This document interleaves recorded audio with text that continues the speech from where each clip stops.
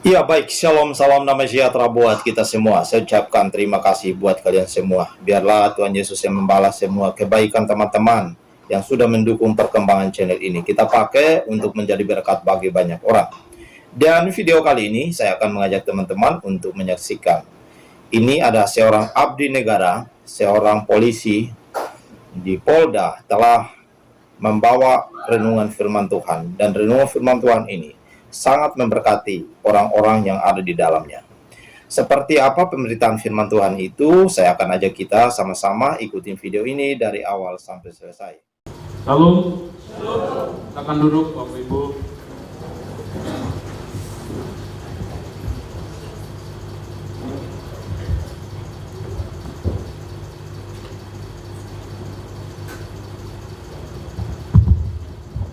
Ya, Bapak Ibu, tidak ada yang saya kenal di sini kecuali yang pakaian dinas ini ya. Bapak Ibu, hanya Pak Jerry yang sudah pernah datang di Polda memberitakan firman Tuhan waktu kami kebaktian mingguan ya, hari Kamis yang lalu ya. Terima kasih. Ini kunjungan balasan atau apa ini? Saya juga tidak tahu ya. Nah, Bapak Ibu, nama saya Daniel Tahimonang Silitonga. Saya bersama istri saya dan anggota saya yang ada di sini. Memang setiap minggu kami jalan-jalan memang. Jadi jalan dari satu gereja ke gereja yang lain. Ya mungkin nanti kita bikin denominasi baru tuh, GKJJ, Gereja Kristen Jalan-Jalan. Denominasi baru. Nah, Bapak Ibu, saya bukan pendeta ya. Oleh karena itu nanti kalau misalnya saya agak keras ngomongnya, ya maklumlah karena bukan pendeta ya. Jadi kalau ada yang sakit hati nanti tolong saya diberitahu. Nanti boleh lapor di polsek.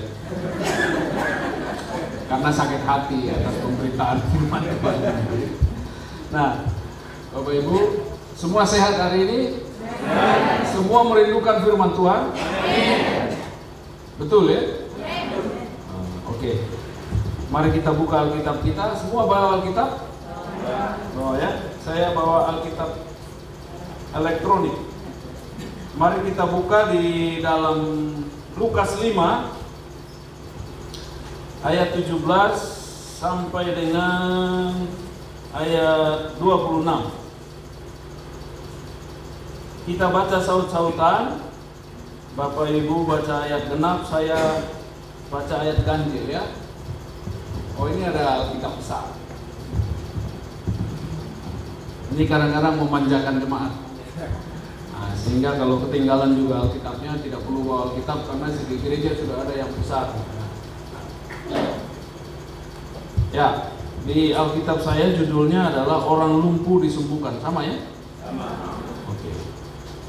Ya, 17. Pada suatu hari ketika Yesus mengajar, ada beberapa orang Farisi dan ahli Taurat duduk mendengarkannya. Mereka datang dari semua desa di Galilea dan Yudea dan dari Yerusalem. Kuasa Tuhan menyertai dia sehingga ia dapat menyembuhkan orang sakit. Beberapa orang mengusung seorang lumpuh di atas tempat tidur. Mereka berusaha membawa dia masuk dan meletakkannya di hadapan Yesus. Karena mereka tidak dapat membawanya masuk, berhubung dengan banyaknya orang di situ, naiklah mereka ke atap rumah, lalu membongkar atap itu dan menurunkan orang itu dengan tempat tidurnya ke tengah-tengah orang banyak, tepat di hadapan Yesus. 20. Ketika Yesus melihat perkembangan mereka, berkatalah dia, "Hai saudara, dosamu sudah diampuni." Tetapi ahli-ahli Taurat dan orang-orang Farisi berpikir dalam hatinya, siapakah orang yang menghujat Allah ini? Siapa yang dapat mengampuni dosa selain daripada Allah sendiri? 22. Akan tetapi Yesus mengetahui pikiran mereka, lalu berkata kepada mereka, "Apakah yang kamu pikirkan dalam hatimu?" 23. 23, manakah lebih mudah mengatakan dosamu sudah diampuni atau mengatakan bangunlah dan berjalanlah? 24. Tetapi saya tahu bahwa dunia ini anak manusia berkuasa mengampuni dosa. Berkata dia kepada orang lumpuh itu, kepadamu kukatakan, bangunlah, angkatlah tempat tidurmu dan pulanglah ke rumahmu. Dan seketika itu juga bangunlah ia di depan mereka, lalu mengangkat tempat tidurnya dan pulang ke rumahnya sambil memuliakan Allah. 26. Semua orang itu takjub lalu memuliakan Allah, dan mereka sangat takut. Katanya, hari ini kami telah menyaksikan hal yang sangat mengherankan. Nah, Bapak Ibu, cerita tentang orang lumpuh disembuhkan ada dalam Matius, ada juga dalam Markus ya.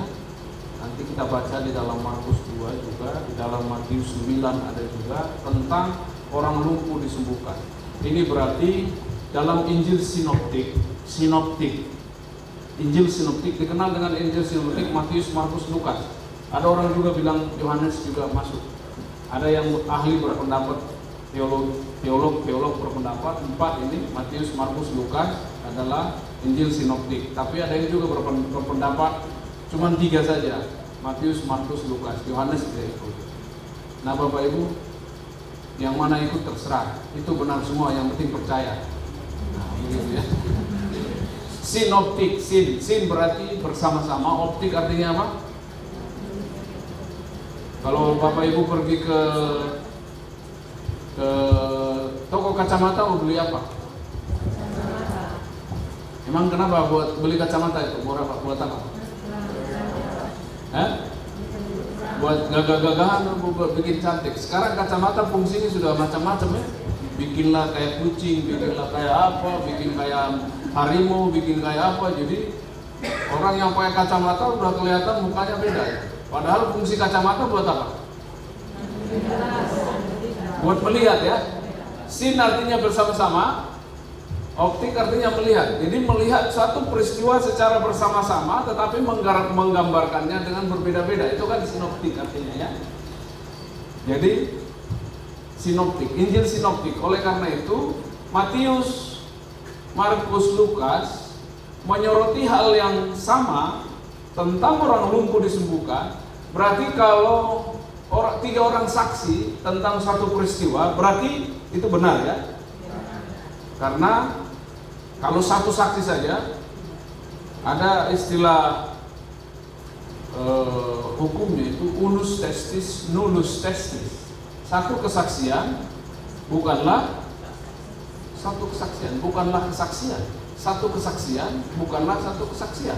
Nah itu unus testi, uno, satu kesaksian bukanlah saksi. Ya. Ini kalau udah 3 orang menyatakan bahwa orang lumpuh disembuhkan dengan kondisi yang seperti tadi, berarti peristiwa ini benar dan dicatat oleh orang-orang yang bersama-sama Yesus waktu itu. Cuman kita kembali, kita gambarkan saja dulu kembali ya. Di nanti khotbah ini ada exegesi, ada eksegesi juga. Eksegesi itu adalah mengambil kejadian yang di luar dimasukkan ke dalam Alkitab, begitu ya. Eksegesi adalah mengambil kejadian yang di Alkitab untuk dieksplor ya. Masuk. Nah, pengalaman kita boleh juga memperkaya Alkitab, tapi bukan untuk ditulis dalam hal penafsiran dan pemahaman. Ya, eksegesi adalah Alkitab itu sendiri ditafsirkan secara terbuka. Ya, oke. Nah, Bapak Ibu, saya berapa lama ngomong ya? Pak? Ya. Terserah Bapak boleh. 1 jam boleh? Boleh. Kalau lewat? Kita kan ini khotbah ini juga kan harus demokratis juga ya. Nggak boleh suka-suka saya kan? Nanti kalau suka-suka saya dikira mentang-mentang Bapak itu besar badannya, kan begitu kan? Nah, pada suatu hari ketika Yesus mengajar, beberapa orang Farisi dan ahli Taurat duduk mendengarkannya gitu. Kira-kira agak aneh nggak kira-kira ya? Agak aneh, ya. Beberapa orang Farisi dan ahli Taurat duduk mendengarkannya. Kira-kira untuk apa ahli Farisi? Oh, golongan Farisi waktu itu muncul, ya. Farisi berasal dari kata pares.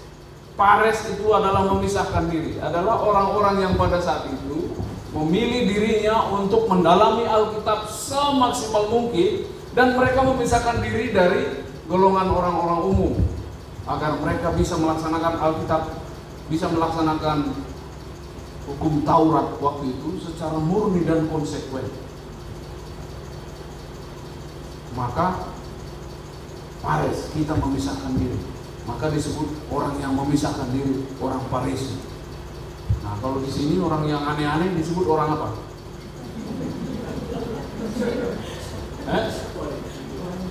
Di sini orang apa?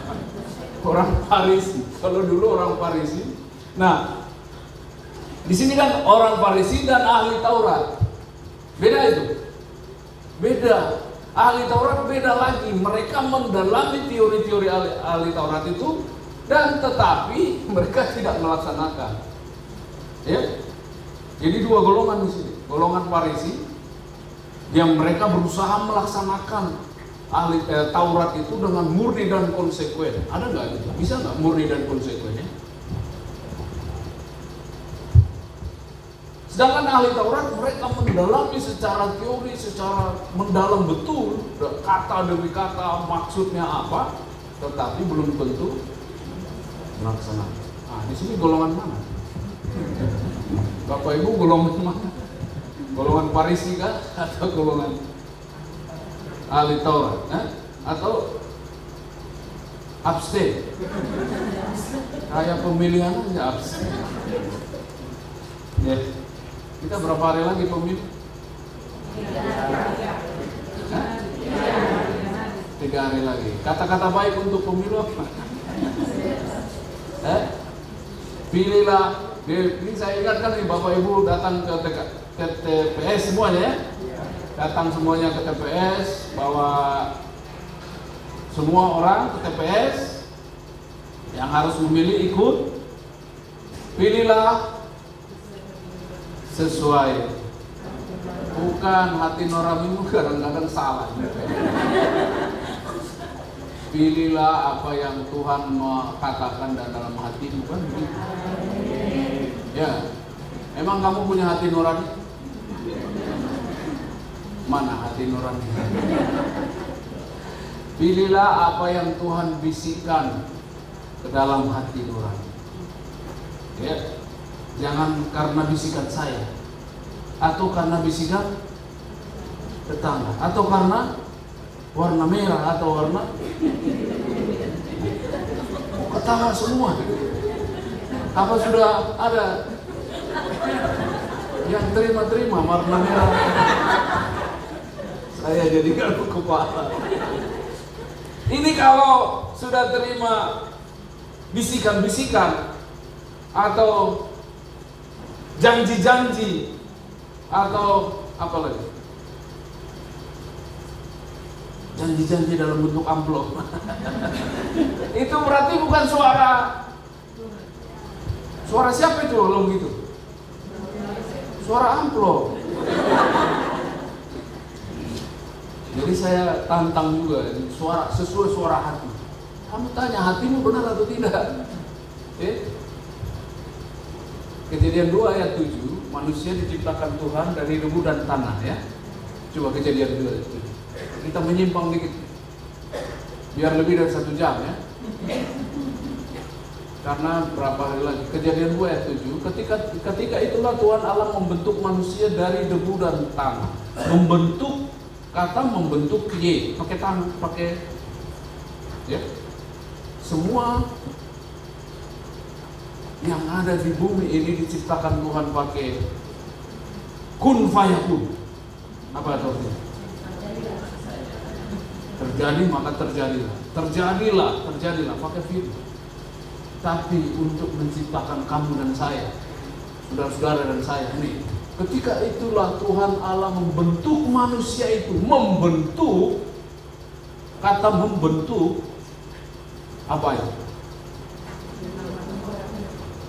Create by own hand. Ya. Jadi hanya manusia yang dibentuk. Lainnya, jadi lu, jadi lu, jadi. Untuk manusia, tidak dulu, jadilah manusia. Nggak ada. Membentuk dari debu dan tanah dan menghembuskan nafas. Bahasa aslinya nefes, yang kita kenal dengan roh sekarang ini, yang diartikan roh. Jadi kita bisa hidup karena dihembuskan nafas. Jadi nafasmu berasal dari mana? Dari Tuhan. Rohmu berasal dari mana? Jadi kamu punya hati nurani atau tidak?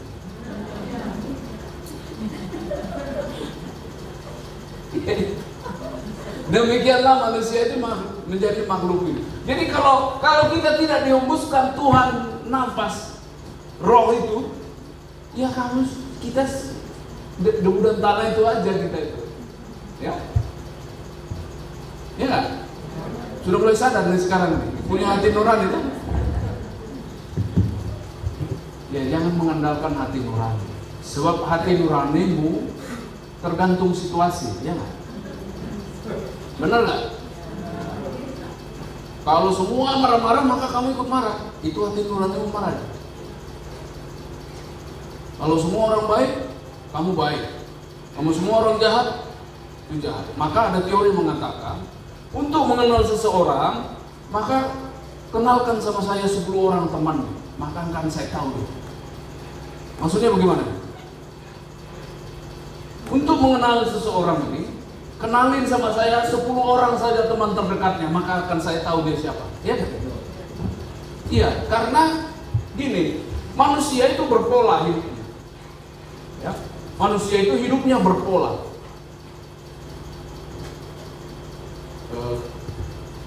Teori jadi lebar panjang. Teori Benjamin Bloom, ada taksonomi Bloom. Ya, taksonomi Bloom. Maka babi kumpul dengan babi, ya kan? Monyet kumpul dengan monyet, lebah kumpul dengan lebah. Nah, manusia kumpul dengan manusia. Masih ada teori yang lebih khusus lagi. Maling kumpul dengan maka kalau temanmu maling semua yang 10 orang itu dikenalkan, nah kamu tidak jauh-jauh dari situ juga itu. Nah, itu. Benar itu teori yang sudah dibuktikan oleh Bloom, ya, taksonomi Bloom namanya teorinya, ya. Jadi kalau temanmu orang-orang baik semua, kamu tinggal buka aja di nomor kontakmu itu. Yang satu penipu, yang satu ini semua itu, ya. Nah, di kontakmu itu, kalau saya suka begitu, kalau ada orang yang suka telepon saya, tawarin ini apa-apa, ini transfer ini, maka saya tulis dia penipu satu. Besok-besok ada lagi yang telepon, Pak ini tolong ini sakit, nangis-nangis dia kan, saudara bapak ditabrak ini. Jadi penipu 2. Nah lama-lama kau lihat nomor kontak saya ke penipu semua di situ. Bukan karena saya memang tulis di situ suka orang penipu, ya, menipu. Maka kalau temanmu penipu semua, tidak jauh-jauh, lama-lama kamu nipu juga. Itu namanya taksonomi. Jadi oleh karena itu suara hati tergantung daripada manusia. Tetapi suara hatimu itu sebenarnya bukan berasal dari kamu. Kamu tidak menciptakan apa-apa, ya, menciptakan. Kalau suara hatimu berasal dari Tuhan, Tuhanlah yang berbisik kepada. Nah, saya kok jadi kampanye. Ini selesailah itu. Kita masuk ke orang Farisi dan ahli Taurat. Nah, kalau kawanmu orang Farisi, maka mirip-mirip kamu juga orang Farisi juga. Siapa yang orang Farisi di sini? Enggak ada. Gak ada yang ngaku. Siapa ahli Taurat di sini? Kita mestinya semua kita ini ahli Taurat juga, ya nggak? Ahli Taurat yang tidak sama dengan ahli Taurat zaman dulu. Kalau ahli Taurat zaman dulu begini, kata firman Tuhan, kamu harus begini. Maka anak kecil, halo gimana? Itu firman Tuhan, bukan buat saya, buat kamu. Itu, ya kan? Saya tidak termasuk di dalamnya. Nah, kalau kita ahli Taurat itu tanpa terkecuali firman Tuhan itu mengena kepada semua orang yang hidup, termasuk kepada saya, kepada Bapak Ibu semua. Oleh karena itu konsekuensi dari khotbah saya berdiri di sini itu yang berat. Kalau khotbah ini kan gampang, ya nggak? Gampang nggak berkhotbah? Gampang. Sekarang khotbah banyak-banyak, kamu tinggal setel aja di YouTube, banyak orang khotbah pintar. Ya nggak? Tapi nggak ada kata tapi. Kita tahu nggak kehidupannya sehari-hari? Apakah menggambarkan apa yang ini? Ya. Ini sudah jelas nih besok mau pilih siapa. Kembali lagi ke sini. Ya, jadi berdoa sebelum datang ke TPS. Berdoa, Tuhan, pilihlah, tuntunlah tangan saya memilih siapa yang harus saya pilih sehingga negara kami ini dipimpin oleh orang pilihan Tuhan, bukan pilihan saya. Tepuk tangan sama siapa? Bukan sama saya. Ya, jadi di situ kumpul orang Farisi dan ahli Taurat mendengarkannya. Mereka datang dari semua desa di Galilea dan Yudea, ya. Galilea provinsi yang utara, Yudea provinsi yang selatan. Jadi dua provinsi. Tapi saya bayangkan ini Nusa Tenggara Timur, dua provinsi, provinsi Nusa Tenggara Barat dan Nusa Tenggara Timur. Kumpul semua orang Farisi dan ahli Taurat di satu tempat. Kira-kira banyak orang itu, ya? Banyak. Itulah yang ada di rumah ini. Di rumah itu ketika Yesus sedang datang. Nah, kira-kira ahli Taurat dan orang Farisi ini kira-kira mau belajar sama Yesus atau kira-kira nuduh-nuduh Yesus, kira-kira itu? Kan ahli Taurat, orang Farisi, kira-kira datang mereka mau dengar Yesus benar-benaran atau kapan Yesus salah? Ya, kapan Yesus mengatakan yang tidak sesuai dengan Taurat? Maka akan kita lumat. Nah gitu ya. Puasa. Jadi terpaksa gitu begini. Di sini disebut kuasa Tuhan menyertai dia sehingga ia dapat menyembuhkan orang sakit. Ini begini nih Bapak Ibu, memang penulis Yohanes menuliskan ini, kenapa harus disebut? Ini maksudnya itu kemanusiaan Yesus ditonjolkan di sini, karena sebenarnya kuasa Tuhan yang ada di dalam Yesus itu cuma ada melekat di dalamnya, karena Yesus adalah firman Allah yang menjadi manusia. Firman Allah itu Allah atau tidak? Karena memang Alkitab mengatakan pada mulanya adalah firman. Dan firman itu bersama-sama dengan Allah. Dan firman itu adalah, nah kalau firman itu menjadi manusia, manusianya Allah atau tidak? Ini harus hati-hati nih. Doktrin Tritunggal harus dipahami betul oleh orang Kristen, ya.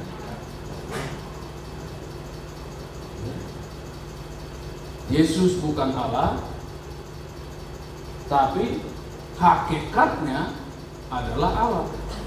Ya, harus dipahami nih. Ini pendeta harus betul-betul mengajar secara betul ini tentang doktrin Tritunggal. Jangan sampai kita masuk ke oneness itu.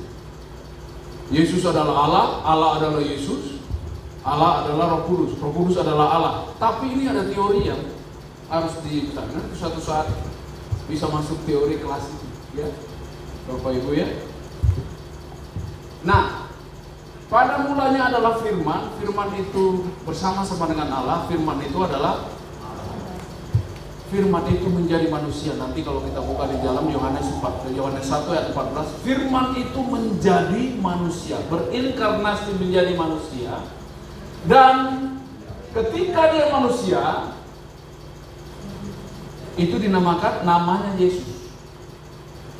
Yesus Kristus. Ketika menjadi manusia. Tetapi kealahannya, naturnya, ya firman tadi yang menjadi manusia itu tidak pernah berhenti menjadi Allah. Ya. Meskipun dia, maka ada konsep manusia 100%, Allah 100%. Jadi tidak pernah berhenti menjadi Allah. Karena kalau berhenti menjadi Allah, nanti kalau dia masuk ke liang kubur pada saat 3 hari sudah mati, nggak bisa bangkitnya. Jadi pada ayat 17 ini memang sengaja ditonjolkan oleh penulis Alkitab adalah Yesus itu sebagai manusia. Tetapi manusia kan ada nih, kuasa Tuhan menyertai dia. Memangnya kuasa Tuhan selama ini tidak ada pada dia? Kan itu pertanyaan kita kan? Tidak. Kuasa Tuhan tetap. Tapi karena ini tadi saya ceritakan kepada bapak-bapak dan ibu tadi, yang kumpul itu siapa? Ahli Taurat dan orang Farisi. Kira-kira percaya nggak sama itu? Nah itu harus dipahami ya. Tapi saya tidak, sebab itu pelajaran di kelas. Kalau di gereja begini apa kita belajar mendalam begitu? Enggak. Enggak usah ya. Orang Kristen susah, tidak suka pengajaran ya.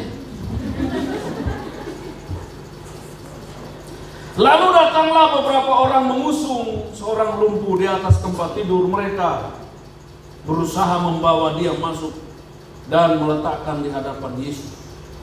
Jadi begini, kenapa orang lumpuh ini harus dibawa lihat atas?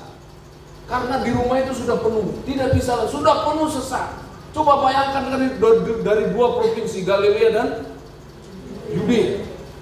Itu baru ahli Taurat saja sudah berapa? Belum orang-orang partisan dan kalau kampanye misalnya itu, kira-kira berapa yang hadir? Itu serang kita bayangkan itu ya, kita bayangkan. Ini masuk isi-isi. Kita bayangkan sesuatu yang terjadi, masukkan ke Alkitab ini.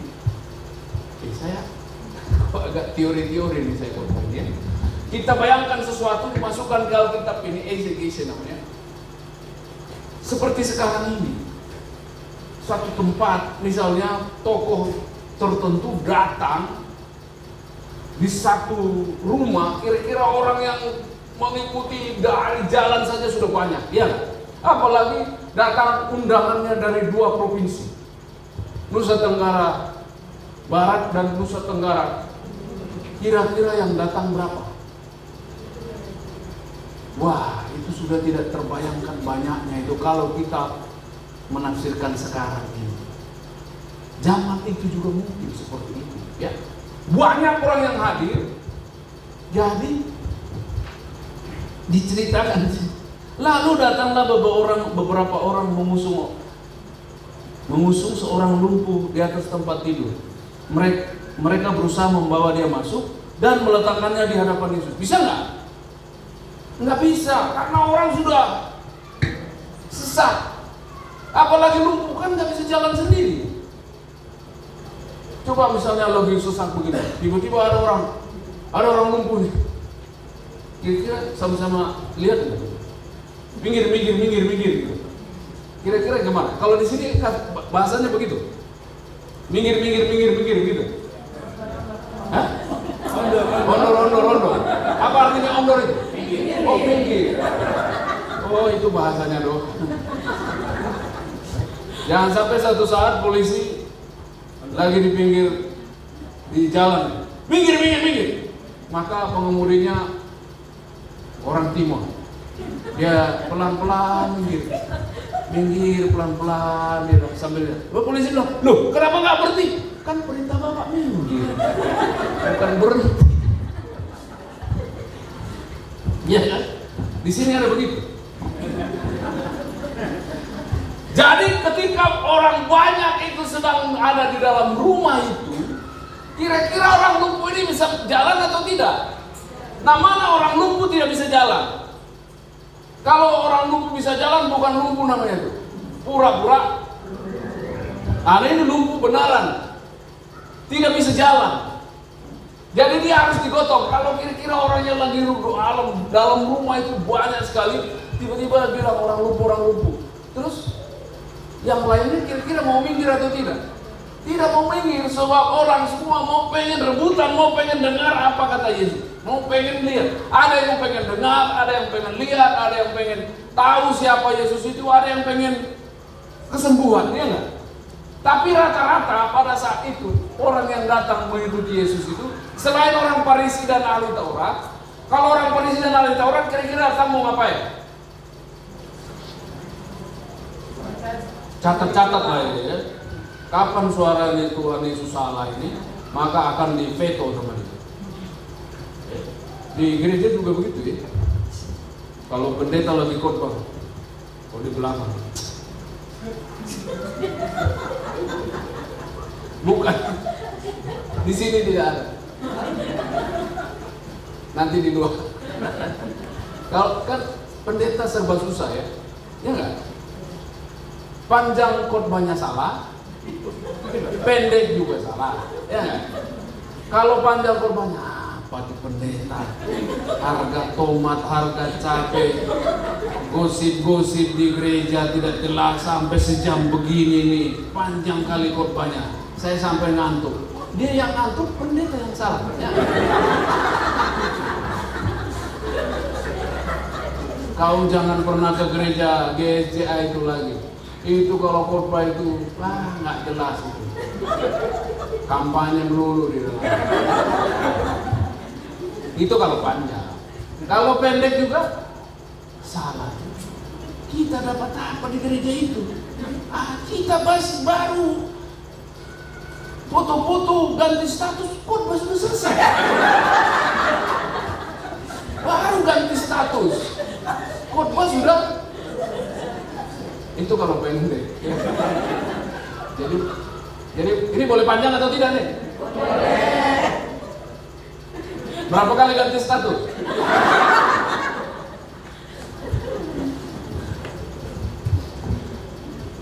Jadi akhirnya begini.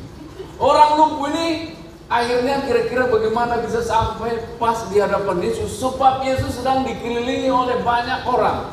Maka karena mereka tidak dapat membawanya masuk berhubung dan banyaknya orang di situ, naiklah mereka ke atap rumah, lalu membongkar atap itu dan menurunkan orang itu dengan tempat tidurnya ke tengah-tengah orang banyak, tepat di depan Yesus.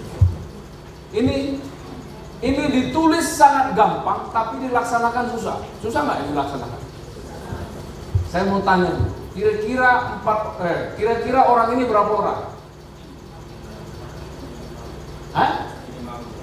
Minimal 4. Nah, tapi nanti kalau kita baca di Lukas itu memang digotong oleh 4 orang. Oke, mau saya tanya dulu, kalau ada di tetanggamu orang lumpuh, kira-kira kamu mau nggak salah satunya dari 4 orang?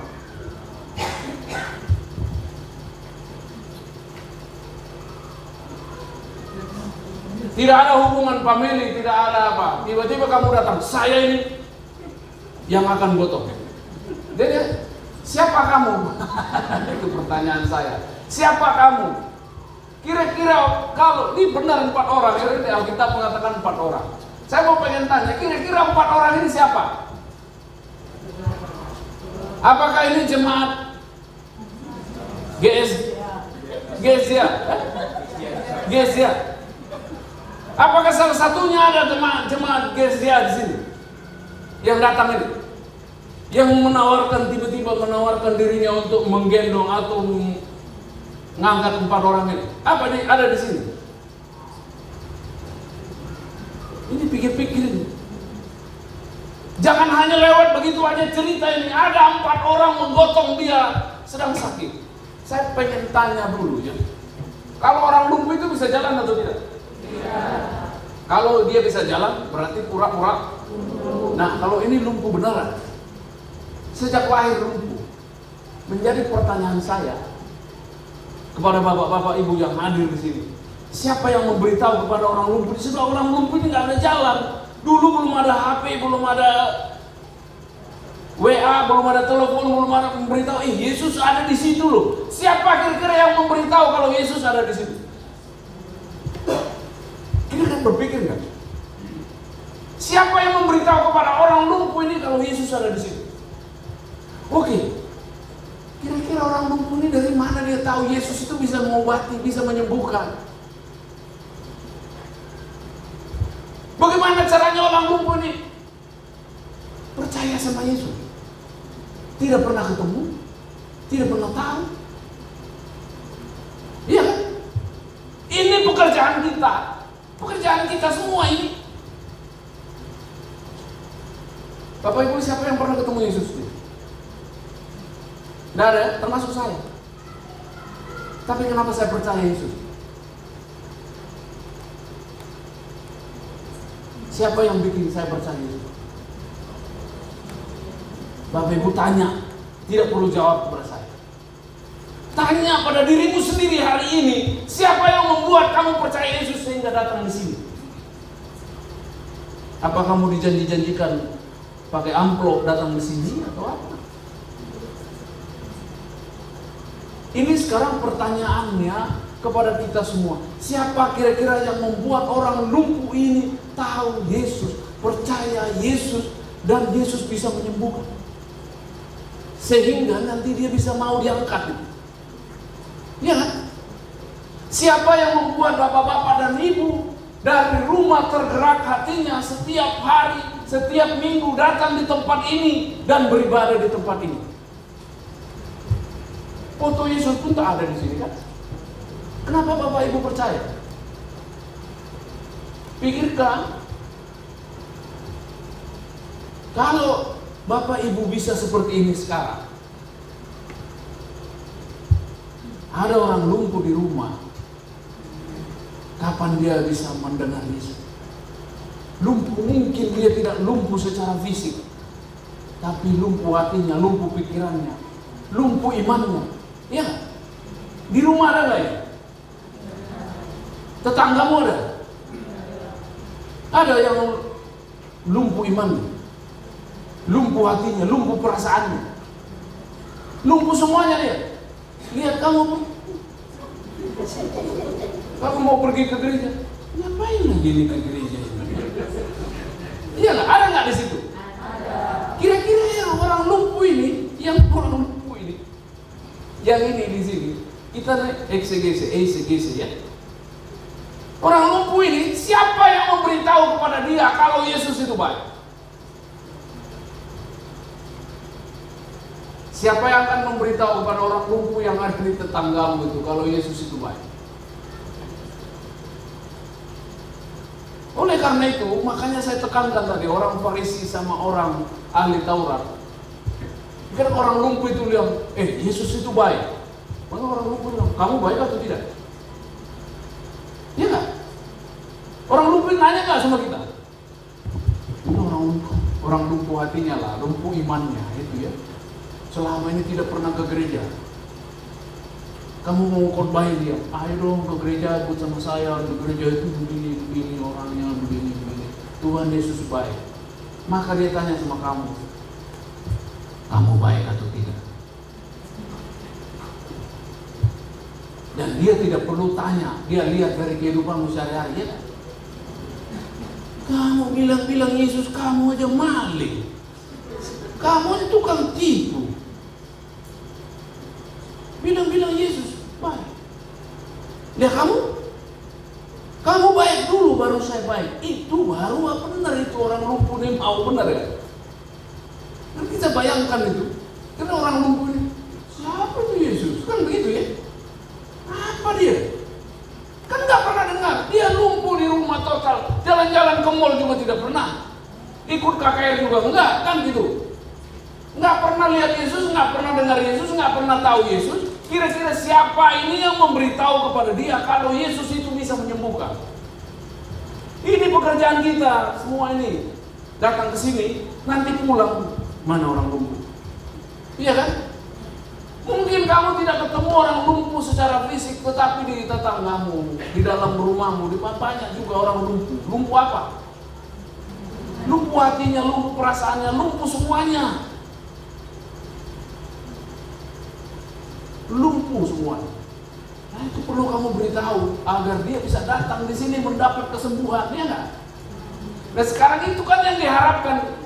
Kita bisa bayangkan lah, kira-kira orang lumpuh ini kan nggak pernah jalan-jalan. Padahal waktu itu juga tidak ada WA, tidak ada handphone, tidak ada siapa yang dari mana dia tahu kalau Yesus ada di sebelah, ada di dekat situ. Dari mana dia tahu? Kalau tidak ada orang yang beritahu, ya kan? Bagaimana firman Tuhan sampai kepada kalau tidak ada orang yang memberitakan?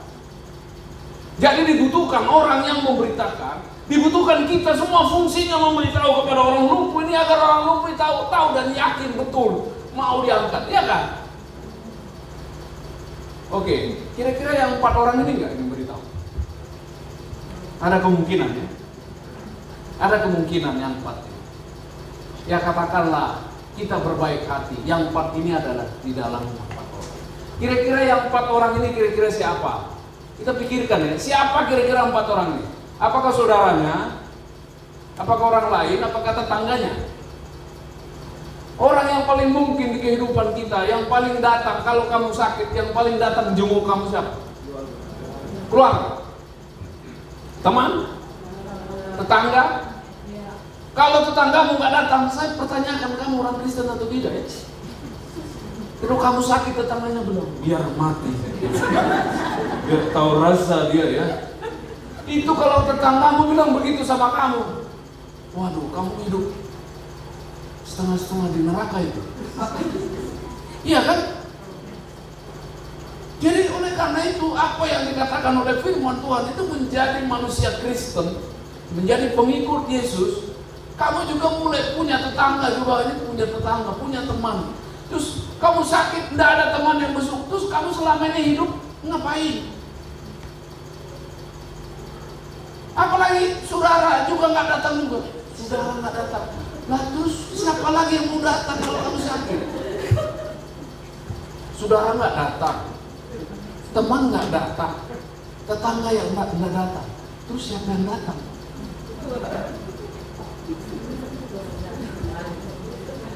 Iya, ini kalau kita ini kira-kira 4 orang ini, salah satunya adalah tetangga, salah satunya teman, salah satunya saudara, satunya lagi siapa? Pendeta. Kok kamu pikirin pendeta terus ya dari tadi? Kok pikirin pendeta terus? Nah, salah satunya siapa? Katakan itu salah satunya adalah dirimu sendiri yang ada di sini sekarang itu. Ya, datang beritahu kepada orang lumpuh ini, bro. Di sana ada Yesus, bro. Bisa sembuhkan. Kira-kira pertanyaan orang lumpuh ini bilang apa? Emangnya kamu sudah pernah ketemu? Kira-kira yang tidak pernah ketemu, kira-kira bilangnya gimana? Saya sih tidak pernah ketemu. Tetapi orang yang sudah pernah ketemu, ketemu juga dengan teman yang sudah ketemu lagi. Ceritanya gimana? Ya, benar nggak ini? Kira-kira kita menceritakan kepada dia bagaimana? Bro, kamu sudah pernah ketemu belum? Kalau kamu sudah pernah ketemu, siami bro. Bahasa Cina ya, siami. Saya sudah ketemu dan begitu memandang wajahnya, saya sudah sembuh. Kamu perlu ke sana. Kira-kira orang lumpuh bilang, bagaimana saya mau ke sana? Saya kan lumpuh. Oleh karena itu, mau kita angkat, mau apa enggak? Kira-kira sulit nggak meyakinkan orang lumpuh ini untuk mau diangkat? Sesulit itulah untuk mempengaruhi dia sehingga dia datang kepada Yesus, ya enggak? Sesulit itulah kita membawa orang-orang tetangga kita untuk datang kepada Yesus. Sesulit itulah murid-murid Kristus dulu membawa orang-orang Kristen datang mengikuti Yesus, bahkan sampai mati, ya. 12 murid Yesus itu hanya Yohanes yang hidupnya, yang matinya benar. Yang lainnya mati gak jelas. Ada yang dipancung, ada yang disalib terbalik, ada yang ditarik pakai kuda sampai habis. Sudah pernah dibacakan di sini. Begitulah cara mereka mendekati orang-orang agar orang-orang ikut Yesus. Kira-kira sulit nggak mendekati orang yang lumpuh itu? Sulit. Tidak gampang meyakinkan dia. Oke, sudah yakin dia, terus mau bawa lagi. Kira-kira siapa yang beli tali?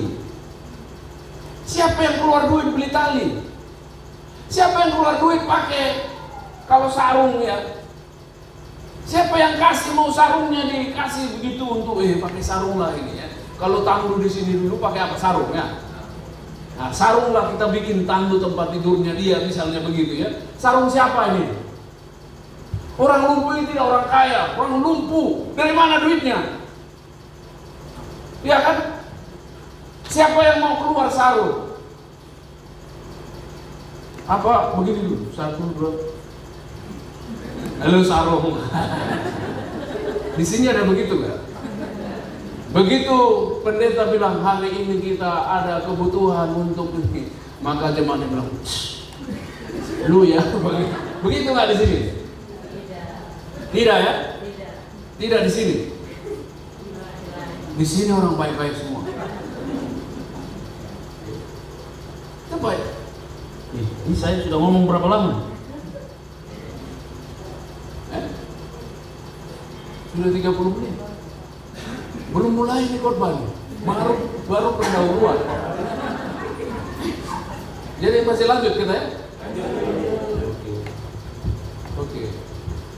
Siapa kira-kira yang mau urunan sarung? Urunan kayu? Siapa yang ambil kayu? Siapa yang ambil sarung? Siapa yang ambil tali? Kan pasti dibicarakan dulu ini. Ya kan?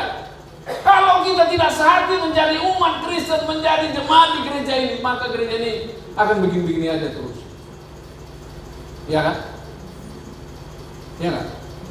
Kalau pekerjaan itu digendong oleh satu orang, mampu nggak dia? Kalau yang lumpuhnya kira-kira segede saya, yang gendong sebesar apa? Oleh karena itu makanya butuh 4 orang. Dan 4 orang ini adalah orang-orang yang hebat, orang-orang yang pilihan. Orang-orang yang luar biasa seperti jemaat di sini. Biasa-biasa atau biasa? Luar biasa. Biasa di luar. Luar biasa tidak? Bisa kita pikirkan ini. 4 orang yang gotong ini ada orang biasa atau orang luar biasa. Sebab mereka uang keluar, tenaga keluar juga, iya kan? Tenaga keluar, strategi keluar, iya kan? Coba begitu selesai, oke, saya mau diangkat deh. Saya mau ketemu Yesus, kata orang lumpuh itu. Terus bagaimana? Gilirannya adalah giliran keluar uang ini untuk mengangkat dia. Karena waktu itu tidak ada Gojek, tidak ada taksi. Yang ada adalah ditandu sama 4 orang ini. Dan tandunya juga tidak ada. Kan tidak mungkin orang itu siapin tandu kan? Dari mana? Kakinya juga lumpuh. Yang nyiapin tandu adalah orang yang akan menandu ini. Siapin sarung, siapin tali, siapin semuanya adalah orang yang ngangkat ini. Jadi kamu sebagai orang Kristen, pengikut Yesus, kalau tidak mau seperti itu, maka orang lumpuh tidak ada sampai kepada Tuhan. Karena pengorbanan orang-orang hebat zaman dulu lah, makanya kita ada di sini sekarang ini. Benar kan? Jadi kita jangan hahi sekarang ini. Semua orang berkorban zaman dulu sehingga kita bisa berada di tempat ini. Bapak Ibu, saya ceritain ini. Seorang yang menerjemahkan Alkitab ini dari bahasa aslinya kepada bahasa Inggris, itu harus dipotong kepalanya. Waktu dia dipotong, ditanya, kenapa kamu terjemahnya? Biarlah saya mati, biar orang-orang yang mengerti bahasa Inggris bisa kenal Kristus. Gak apa-apa saya dipotong dan dipancung. Itu pengorbanan orang-orang itu sehingga kita berada di sini. Pengorbanan keempat orang ini sehingga orang lumpuh ini bisa sampai kepada Yesus. Kira-kira berat atau tidak? Dan orang lumpuh itu sehat. Jadi kalau kamu sehat-sehat saja, berarti tidak ada artinya. Sehat-sehat saja, ya, sehat-sehat saja, berarti tidak berbuat apa-apa. Yang sehat ini perlu seperti 4 orang ini. Mereka meyakinkan, mereka juga keluar uang, mereka juga keluar tenaga, iya kan? Mereka juga keluar tenaga, ngangkat dia, coba ngangkat. Ngangkat. Siapa yang buka atap? Obeng siapa yang dipakai? Tang siapa yang dipakai? Kan mereka rendingan dulu nih. Apakah ini semua rumah ini punya tang, punya obeng? Kira-kira pinjam punya siapa? Punya Pak Pendeta atau punya tukang sebelah? Untuk buka itu rumah itu, iya kan?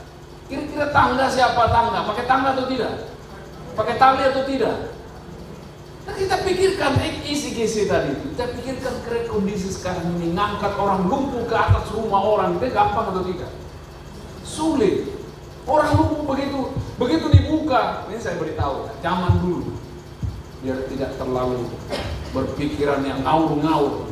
Zaman dulu rumah itu dari tebing-tebing biasanya menjorok ke dalam, ya. Maka atap rumah itu dibuat dari kayu-kayu gelondongan. Di tengah-tengah kayu gelondongan dibikin lagi kayu-kayu kecil, baru dilabur pakai tanah, ya. Oleh karena itu kalau membuka atap rumah cukup pakai kayu di dalam sini, goreng tanah itu, maka diangkat kayunya, ya kan? Zaman itu begitu. Di ensiklopedia ceritanya begitu. Diangkat kayunya, baru boleh diturunkan, ya kan? Nah, menjadi pertanyaan saya, itu pekerjaan ringan atau berat? Berat. Siapa yang disuruh ke atas? Kamu duluan ke atas dulu. Buka dulu pintu. Buka dulu apa? Atap itu. Ya. Kalau Bapak Ibu salah satu yang memang kebetulan yang naik ke atas itu pengorbanannya sungguh luar biasa. Ya naik dulu. Ya buka dulu atap ini. Habis itu turun lagi nggak deh? Turun karena ngangkat orang lumpuh. Siapa yang duluan naik 2 ke atas? Yang angkatin orang lumpuh ini. Kalau orang lumpuhnya kira-kira belagu-belagu, nih jatuh itu gimana? Tambah lumpuh dia. Jadi maksud saya, jangan kamu bikin tambah lumpuh orang yang mau dibawa kepada Yesus. Ya kan? Kamu harus betul-betul merawat dia sehingga dia sebelum sampai kepada Yesus, dia benar-benar hatinya yakin dia bertemu Yesus, ya kan? Kita sudah mulai berpikir belum? Pikirkan ini orang ini diangkat itu. Pada saat diangkat kira-kira kalau mereka tidak kerjasama dengan baik, orang lumpuh bisa jatuh, ya kan? Oleh karena itu orang Kristen, anak-anak Tuhan, jemaat gereja ini harus kerjasama dengan baik. Pikirkan kerjasama. Beda nggak sama-sama bekerja? Beda ya? Jadi sama-sama bekerja atau kerjasama? Kerjasama. Ini kerjasama dipikirkan. Coba dibayangkan ya, orang Kristen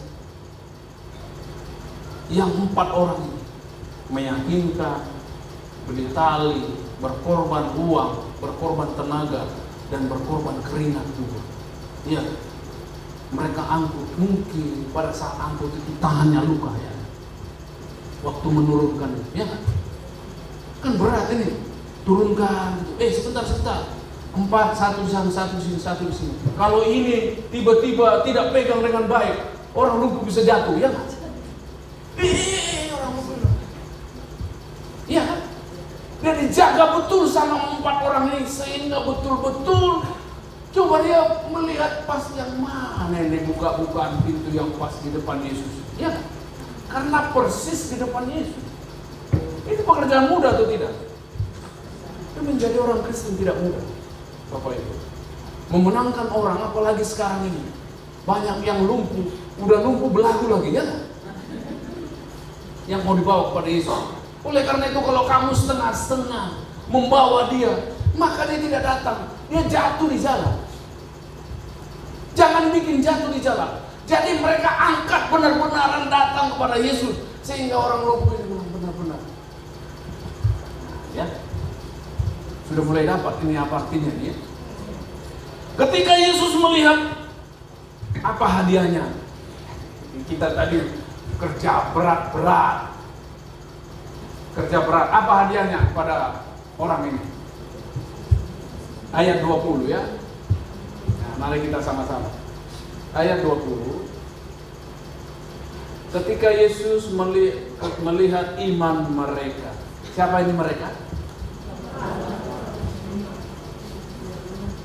4 atau 5? Kenapa 5? Ada 4 yang angkat dan 1 yang iya. Jadi sampai Yesus bilang, ketika mereka melihat iman mereka. Tadinya begini. Jadinya yang satunya yang lumpuh juga punya. Kalau yang lumpuh tidak punya iman, maka ini tidak muncul kata-kata itu. Tidak muncul firman Tuhan itu. Ketika Yesus melihat iman mereka. Nah, 5 ya. Siapa yang kira-kira membuat ini beriman ini? Pekerjaan 4 orang mulai dari meyakinkan, gotong royong, bekerja sama, buang uang, buang tenaga, buang pikiran, buang keringat. Itulah proses itu yang dilihat oleh orang lumpuh ini. Sehingga sampai Yesus bilang, ketika Yesus melihat iman mereka, apakah ini kira-kira penghargaan yang luar biasa? Coba kalau hari ini Yesus bilang sama kita, ketika mereka melihat iman jemaat di Gestia. Berarti kalau Yesus melihat iman mereka, itu permulaan dari mukjizat yang akan terjadi. Ketika Yesus melihat iman orang lumpuh, ketika Yesus melihat iman perempuan yang berpendarahan 12 tahun, ya, ketika Yesus melihat iman Marta dan siapa? Maka Lazarus dibangun. Jadi ada dasarnya Bapak Ibu. Ini tidak begitu saja sembuh. Ada prosesnya, ada bagiannya Tuhan, dan ada bagiannya orang 4 dan yang lumpuh. Ya kan? Kira-kira jadi orang Kristen gampang atau mudah? Hari ini kita belajar dari cerita ini, kita belajar dari kejadian ini, bahwa jadi orang Kristen tidak mudah, Bapak-bapak. Punya iman juga harus menyerupai iman yang kita punya, sehingga orang lumpuh ini punya iman juga. Sehingga Yesus bilang, ketika Yesus melihat iman mereka, berkatalah ia, hai saudara, dosamu sudah diampuni. Begitu Yesus bilang, dosamu sudah diampuni, itu permulaan dari mukjizat, ya. Tetapi ahli-ahli Taurat, ini balik lagi ke ahli Taurat, namanya juga ahli Taurat,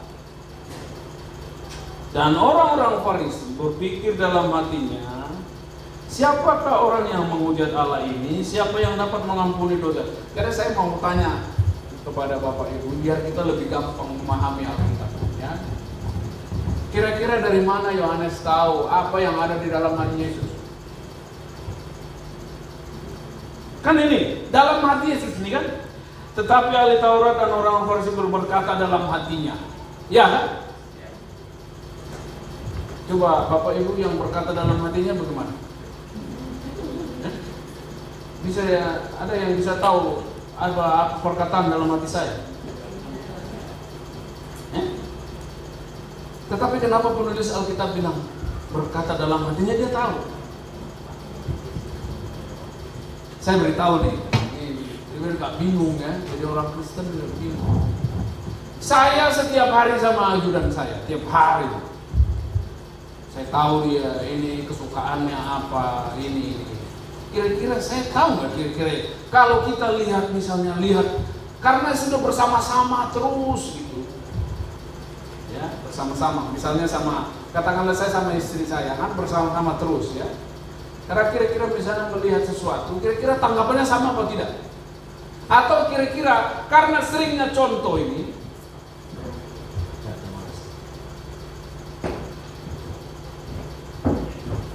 karena seringnya saya bersama-sama seseorang, saya nggak tahu persis kebiasaannya itu apa. Itulah pengalaman yang dialami di sini, ya. Karena saya tahu persis kalau misalnya gini nih, ada teman saya akrab. Ini orang baik betul teman saya. Dia nggak boleh lihat orang pengemis. Dia kalau orang pengemis dia langsung turun kasih ambil duit kasih. Iya benar. Nah kira-kira kalau menulis tentang teman saya ini tentang pengemisan kira-kira apa yang saya tulis tentang dia?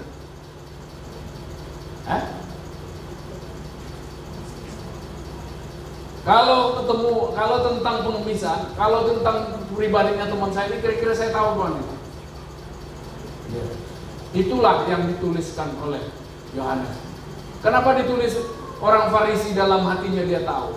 Karena memang kebiasaan orang Farisi apa? Di dalam Alkitab kita ini, apakah ada orang Farisi yang setuju dengan pengajaran Yesus? Benar? Iya. Memang itu. Ahli Taurat umumnya berpikir dalam hatinya.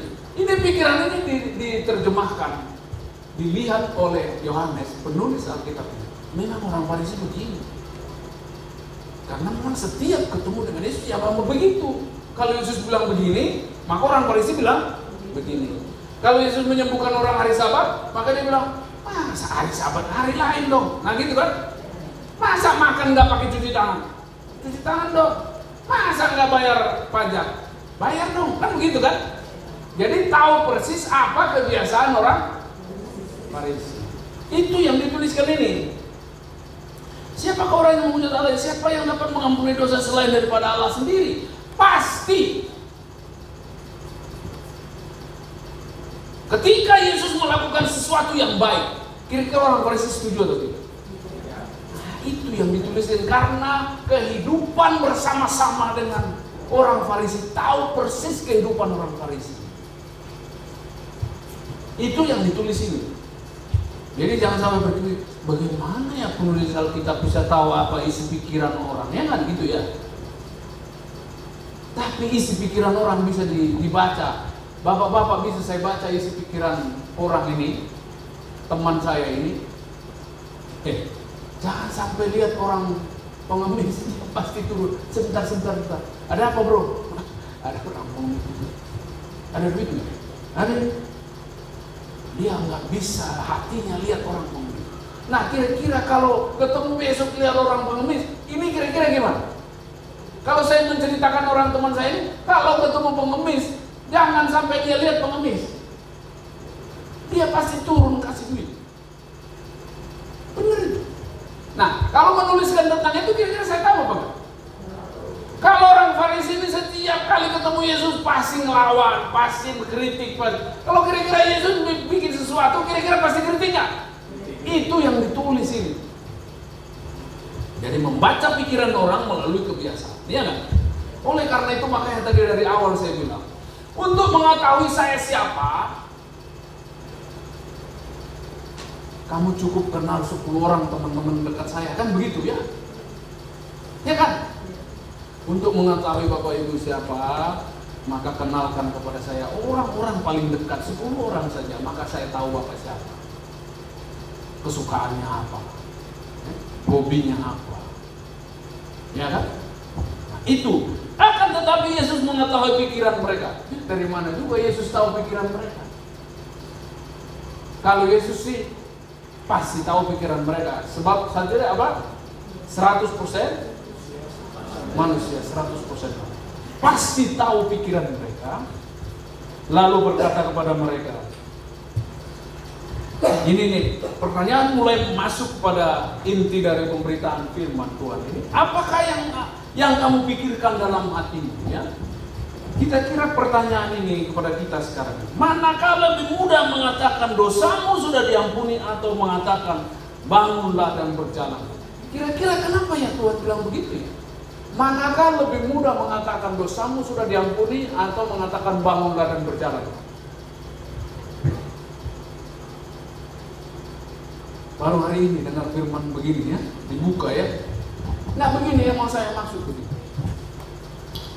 Dulu saya punya teman, temannya pendeta. Jadi saya punya temannya pendeta. Jadi temannya teman saya. Teman saya apa tidak?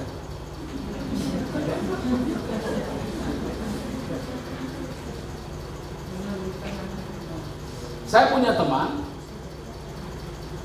teman lagi pendeta. Nah, pendeta ini kira-kira teman saya atau tidak? Tidak. Bisa saja jadi teman saya, dikenalin kan gitu kan. Jadi temannya ini punya teman lagi perempuan, suaminya sedang sakit di rumah sakit. Teleponlah ini temannya pendeta ini, Pak Pendeta, tolong dong datang ke rumah sakit. Kenapa? Ini suami saya tiba-tiba lumpuh, udah nggak bisa jalan, udah nggak bisa bergerak. Udah berapa lama? Udah 15 hari lah, nggak bisa. Yang bisa cuma matanya ini sekarang bergerak-gerak. Jadi udah nggak bisa bergerak, cuma bisa matanya bergerak. Cuma bisa kedip mata ya, kedip kepala dan kedip kepala. Kedip mata, cuma bisa begini. Kenapa dia? Tolonglah doakan. Mana tahu dia dalam waktu berapa hari ini akan lewat atau apa. Tolonglah doakan. Dibilang sama pendeta temannya ini kan. Terus oke. Saya datanglah pagi-pagi ke rumah sakit. Dilihat memang sudah berbaring suaminya ini dan temannya ini. Dia lihat, kenapa ini berbaring? Cerita-ceritalah mereka dua. Begini loh ceritanya. Ini kan saya orang Jawa. Suami saya ini orang Batak, begitu kan? Ini orang Batak ini jadi karena adat kami dulu tidak beres, jadi saya ini belum terima marga, gitu ya. Jadi saya ini belum terima lah, sehingga saya ini tidak di sini ada orang Batak begitu ya? Ada ya? Jadi saya ini belum diterima, jadi suatu saat ada adat saya tidak boleh masuk dan segala macam lah adat-adat lah. Saya nggak mau cerita lah adat-adat itu ya. Nanti kalau kita di kamar sebelah cerita. Jadi pendek cerita saya sakit hati lah suami saya ini kepada bapaknya karena tidak mau terima saya, padahal kan saya istrinya gitu. Karena tadi adat itu belum selesai, kan begitu. Biasa itu orang Batak kan? Ya enggak? Jadi bertengkar hebat dan segala macam lah itu, sehingga kepikiran tiap hari suami saya ini kepikiran lah sama bapaknya ini, kenapa saya ini menantunya padahal itu anak pertama ini segala macam.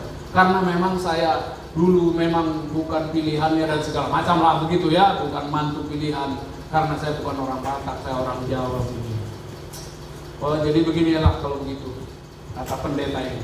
Udah, sekarang saya tidak bisa doakan dia, nanti besok saya akan datang. Saya berdoa dulu pulang. Begitu. Jadi pendeta yang benar begitu. Dia tiba-tiba, sembuh dalam nama Yesus. Bukan begitu kan? Dia kenapa harus pulang? Saya tanya dulu Tuhan, apakah saya boleh mendoakan dia? Dia pulanglah teman saya ini pendeta ini ke rumah, dia berdoa lah semalaman puasa sampai 3 hari baru dia datang. Dia telepon nih istrinya ini, saya mau datang, saya mau berdoa. Oke, datang dia berdoa. Oke, datanglah. Udah gimana kondisinya? Ya sama aja. Dia nggak bisa, dia cuma bisa kedip. Oke, dia datang sama ini yang sakit ini, suaminya ini, maka bilang, dia tanya, oke, saya sudah tahu cerita tentang kamu. Begini, saya doakan kamu, kata Tuhan tadi malam saya berdoa, saya sudah puasa 3 hari 3 malam ini, saya mau mendoakan kamu. Kata Tuhan, kamu harus ampuni bapakmu. Kalau kamu mau ampuni bapakmu, maka saya mau doakan. Kalau tidak kamu ampuni bapakmu, percuma juga. Dia bilang. Kalau kamu ya, maka kedipkan matanya. Maka dia dengan pelan, berat mengedipkan matanya sambil keluar air mata. Gitu. Oke. Dari itu saya tahu kamu sudah mengampuni. Saya sudah mengampuni bapakmu. Yang kedipkan lagi matanya. Karena kalau kamu tidak mengampuni, kamu mati. Dia keluar lagi ke depan. Oke. Kita berdoa. Tuhan, doanya singkat saja. Karena dia sudah berdoa puasa di rumah dulu mendoakan dia. Tuhan dia sudah mengampuni bapaknya. Dan sebagaimana janji Tuhan, orang yang mengampuni, maka Tuhan ampuni. Kan begitu ya. Oke, dia pulang. Dia pulang, pendeta ini pulang dengan enteng saja. Pulang pendeta, seminggu kemudian telepon datang sama dari sini. Wah, ini pendeta udah takut nih. Apa selesai atau enggak? Teman saya. Dia telepon, mau dia angkat. Dia nggak sampai hati atau tapi dengan berat hati dia angkatlah setelah beberapa kali bunyi. Halo, salam. Bagaimana Pak Pendeta? Dia pura-pura ngalihkan dulu pembicaraan ya biar tidak. Ya bagaimana ini? Rumah sakit rame apa begini? Dia bilang, Pak Pendeta, terima kasih. Dia bilang, kenapa? Suami saya sudah belajar jalan. Suami saya sudah belajar jalan. Nah, bapak-bapak dan ibu, ingat ini cerita ini. Manakah lebih mudah mengatakan dosamu sudah diampuni, atau mengatakan bangunlah dan berjalan? Yesus lihat orang lumpuh ini ada masalah dengan dosa yang membuat dia lumpuh. Jadi harus diselesaikan dulu dosanya, baru dia bisa berjalan. Karena bisa saja Yesus bilang, gak berjalan dah, angkatlah tilammu dan berjalanlah. Sementara dosanya tidak selesai yang membuat penyakit itu, maka besok akan sakit lagi. Ya. Jadi dosamu dulu diselesaikan. Dosamu dulu yang membuat penyakit itu diselesaikan. Yang membuat kamu lumpuh itu diselesaikan dulu, baru kamu bangun dan berjalan. Oleh karena itu kata Yesus, dosamu sudah diampuni. Maka kata Yesus, manakah lebih mudah mengatakan? Gampang mengatakan, bangunlah dan angkatlah tempat tidurmu. Gampang bagi Yesus mengatakan, tapi dosanya selesai apa tidak? Tidak selesai. Besok sakit lagi, lumpuh lagi. Karena yang membuat akar dari dosa, akar dari penyakitnya adalah dosa. Oleh karena itu maka kata Yesus, manakah lebih mudah mengatakan dosamu sudah diampuni? Karena memang dosanya itulah yang membuat penyakit itu ada. Oleh karena itu pertanyaan ini terjawab bagi kita ya. Karena dosamu sudah diampuni. Dosamu sudah diampuni. Dosanya dulu diampuni, baru penyakitnya otomatis sama kayak orang Batak tadi. Ampuni dulu semuanya. Dosamu selesaikan dulu dengan orang tuamu. Dosamu selesaikan dulu dengan Tuhan, maka kamu akan sembuh. Otomatis.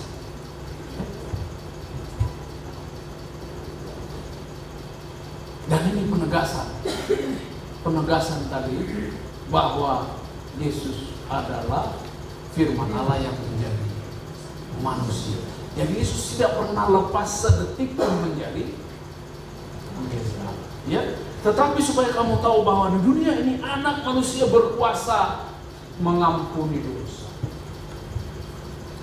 Berkatalah ia kepada orang lumpuh ini, kepadamu kukatakan, bangunlah, angkatlah tempat tidurmu, dan pulanglah ke rumahmu setelah dosanya selesai.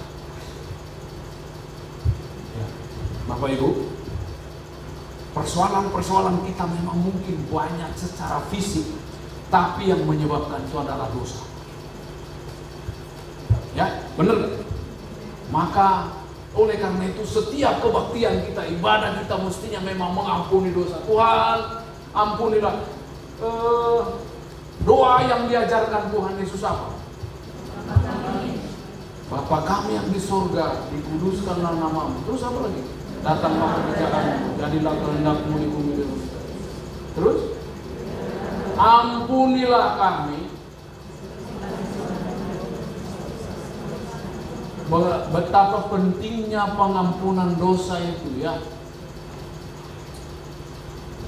Sebab dosa itulah yang menghambat kehidupan kita. Dosa itulah, memang kata firman Tuhan, dosamu itulah yang menghambat semuanya. Kamu sebenarnya begini-begini, tapi dosamu itulah yang menghambat. Itu berapa kali dikatakan firman Tuhan seperti itu ya. Dosamu itulah yang menjadi penghambat.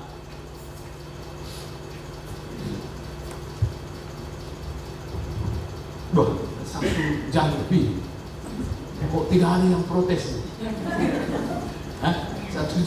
Satu jam lebih saya ngomong ini. Saya pun sudah mulai agak keringat-keringat juga. Ya. Boleh nggak pendeta keringat? Boleh ya? Masih 2 ayat lagi ya. Mau kita baca 2 ayat ini ya. Dan seketika itu juga bangunlah ia di depan mereka, lalu mengangkat tempat tidurnya dan pulang ke rumahnya sambil memuliakan. Jangan lupa ya, kadang-kadang orang Kristen paling susah kalau bilang terima kasih ya. Karena prinsipnya terima kasih lagi ya. Orang Indonesia kenapa ya bikinnya terima kasih? Terima kasih itu tidak ada kata-kata kayak Inggris thanks gitu kan, bukan receive and give kan gitu. Kalau Indonesia itu sebuah ungkapan, terima kasih, kasih dan terima. Kenapa nggak kasih dan terima ya? Jadi apapun yang kamu terima hari ini, kasih juga, memuliakan Allah, ya kan begitu. Jadi jangan kamu terima terus. Gak pernah ngasih-ngasih. Itu namanya bahasa timurnya pelit apa? Kakek.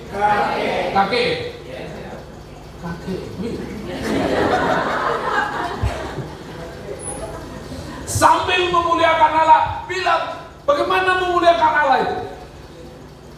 Nah kali kita tadi memuliakan Allah itu diajari sama ini pembawa pemimpin pujian itu memuliakan Allah. Ada yang kalau pangkatnya tinggi, tepuk tangan begini aja gitu. Waktu dia kopral masih begini. Naik sersan, oh dia kopral. Naik sersan, mulai. Naik perwira, naik jenderal begini aja. Jangan begitu kamu ya.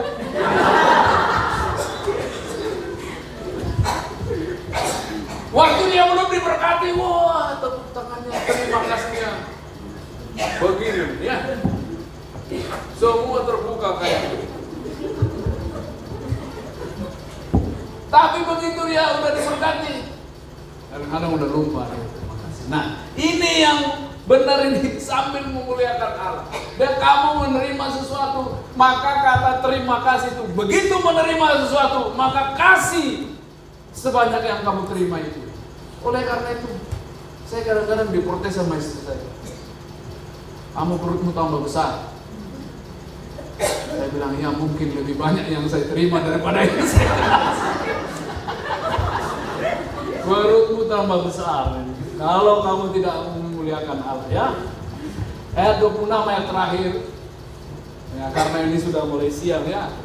Saya tidak mau khotbah ini 1,5 jam ya. Semua orang itu takjub lalu memuliakan Allah. Ini kata pesan terakhir kepada kita. Semua orang takjub. Saya mau pengen tanya ini pada bapak-bapak. Kata takjub pakai kata ekstasis di sini. Berasal dari kata ekstasis. Dipakai kata ekstasis. Maka orang yang makan ekstasi kayak orang takjub begitu ya. Ya. Jadi kadang-kadang iblis juga curi-curi istilah ini. Dari mana istilah ekstasis ini ada itu? Ya dari kata ekstasi. Kalau orang ekstasi dia takjub melihat sesuatu, bukan melihat Tuhan. Kalau hari ini saya pengen tanya ini sama kamu bapak-bapak dan ibu dan semua ya. Apa kehidupanmu, apa tindakanmu yang membuat orang takjub? Apa kehidupanmu yang membuat orang takjub? Dan bilang begini, kalau saya ketemu bapak ini, ya Tuhan terima kasih. Begitu. Ya kan ini begitu. Semua orang itu takjub eksisten atau ekstasis, lalu memuliakan Allah. Jadi begini, apa kehidupanmu yang bikin orang takjub dan bilang terima kasih Tuhan, hari ini saya ketemu dengan bapak itu. Iya kan? Pulang dari gereja ini harus cari itu. Kalau tidak, yang ada artinya hidupmu itu. Apa kehidupanmu, apa langkah-langkahmu, apa hidupmu, apa cara hidupmu, cara pandang, cara nyanyi, cara semuanya. Yang bilang, ya Tuhan, saya ketemu orang kok baik sekali. Jangan sampai sebaliknya. Dia muda. Kalau di sini apa namanya?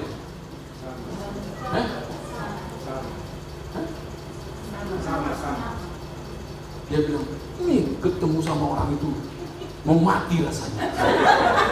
Baru ketemu aja mau mati rasanya. Ya. Sekarang balik hidupmu. Apa yang bikin hidupmu kalau ketemu orang? Waduh, dia bilang, dia teringat-ingat, terima kasih Tuhan, saya kok ketemu polisi yang baik hari ini. Terima kasih Tuhan, saya ketemu orang Kristen yang baik hari ini. Terima kasih Tuhan. Benar itu hidupmu. Setelah menerima sesuatu, setelah mendapatkan sesuatu, setelah hidup bahagia, setelah ini orang itu merasakan, waduh, saya ikut bahagia.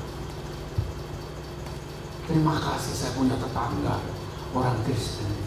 Puji Tuhan. Jangan sampai punya tetangga ini.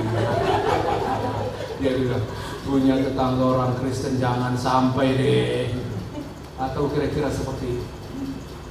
Hari ini ditunjukkan kepada kita apa kehidupanmu yang membuat takjub orang-orang dan memuliakan Tuhan. Ya, itu polisi-polisi. Terima kasih Tuhan. Saya hari ini kok ketemu polisi ya, luar biasa. Dia bilang terima kasih Tuhan, kamu yang baik. Tapi dia bilang Tuhan, terima kasih. Itu yang benar. Kamu yang baik. Dia bilang Tuhan, bukan kepada kamu. Kalau kepada kita ini kan bangga kita. Pujian-pujian yang membuat kita jatuh. Ya. Kalau orang dipuji, ini langsung. Iya kan? Kalau orang dipuji langsung berubah semuanya. Bukan. Pujian itu kadang-kadang menjatuhkan kita. Tapi kalau dia bilang terima kasih Tuhan, akibat kamu baik, itu berarti benar. Itu yang benar. Ya. Semua orang takjub melihat kemuliaan, melihat hidupmu dan dia bilang terima kasih Tuhan. Saya baru ketemu orang Kristen yang seperti ini. Ya itu yang benar itu. Apa yang membuat kehidupan kita orang lain takjub? Dia bilang, hari ini kami telah menyaksikan hal-hal yang mengherankan. Kan begitu ya? Hari ini saya ketemu orang yang Kristen yang luar biasa, puji Tuhan. Kan gitu. Itulah pesannya hari ini kepada kita. Keluar dari tempat ini, bikin orang-orang takjub.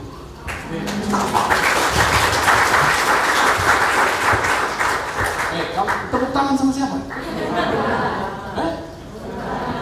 Jangan tepuk tangan sama saya.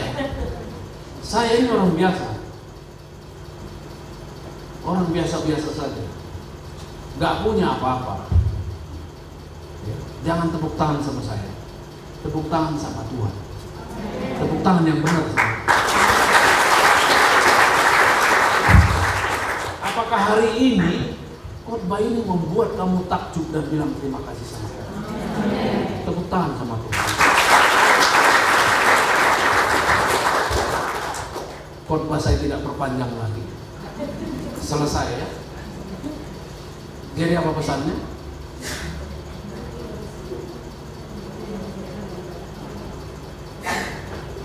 Buat hidupmu membuat orang takjub, lalu kehidupanmu membuat orang takjub dan dia bukan berterima kasih sama kamu tapi terima kasih sama Tuhan. Kalau dia lupa berterima kasih sama kamu tapi dia berterima kasih sama Tuhan, itu yang tepat.